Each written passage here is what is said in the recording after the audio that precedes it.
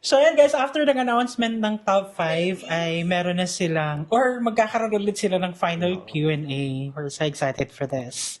This is it. Imagine the world Yes. in 2050. Wow, that's scary just to think about. Wow. Imagine the world in 2050. What's one thing you hope has changed and why? Wow.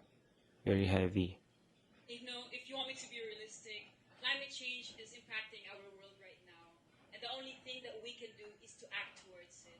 Brothers and sisters, ladies and gentlemen, we have the same mother, even if we came from different nations. And we in here are brothers and sisters right now. And our mother is asking for our help. So we must save our planet Earth and we must take care of our Mother Earth. Thank you so much. Oh my gosh! Grabe!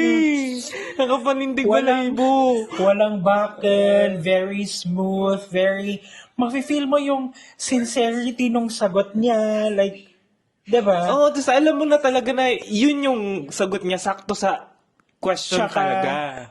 Yun yung gusto niyang tumbukin. Like, wala nang paligoy-ligoy pa.